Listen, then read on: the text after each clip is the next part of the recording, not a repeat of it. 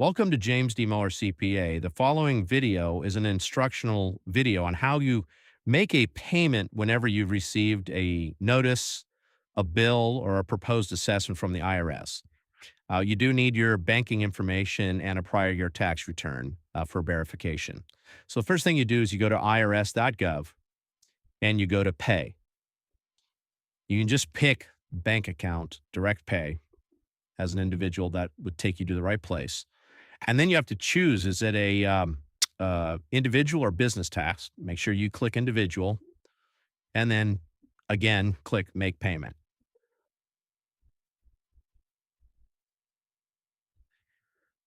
What'll happen is you have to identify the parameters for this payment. On the first section, it's always going to be 1040 pretty much. There's rare occasions when it's not. So when you pull down that first box, it's just going to be 1040. Then your next payment is going to be it's not balance due and it's not estimated, it's not amendment, it's proposed tax assessment.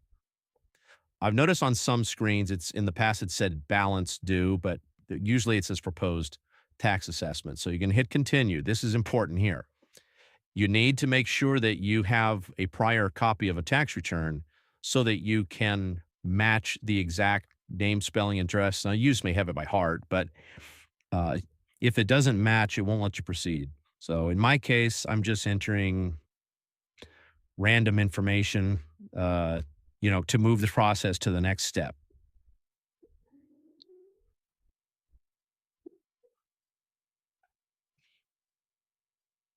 Uh, Sometimes I find that a particular year gives me problems. And so, like in this case, if I couldn't get the IRS website to move forward on 24, I might grab 23 and then use that information because you can confirm off of multiple years going back.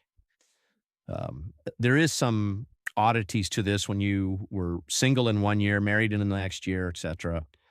Um, but usually, if you try multiple years, it'll work. So you do have to accept their privacy agreement on the bottom there. It's a little bit cut off. Um, yeah, I always say no thanks. But if you hit continue, it's going to move you forward to the payment screen. All right. So now, remember, this is a balance due from a notice. So typically, the amount would be on the notice, unless we've decided to pay a lesser amount in dispute. You can have it pay in a future date. If you need some time to move money, et cetera, you can pick out a future date. And then for routing an account, that's just your bank's routing an account number. I usually just use Chase as my example with a made up account number.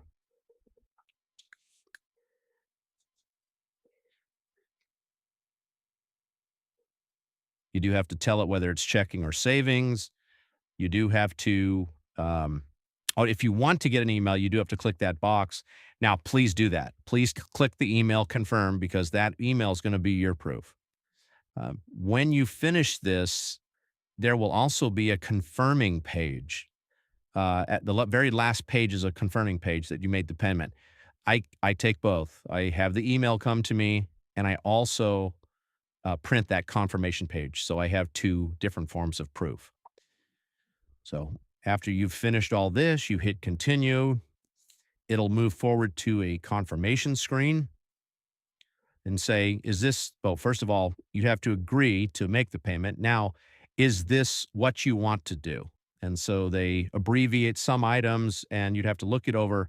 And now you have to sign this. You sign it by typing your first and last name and your social security number. Again, I've just made up names here. When you click submit, I will not be clicking submit. It will move forward to the confirmation page. Then you will print. And that's basically it.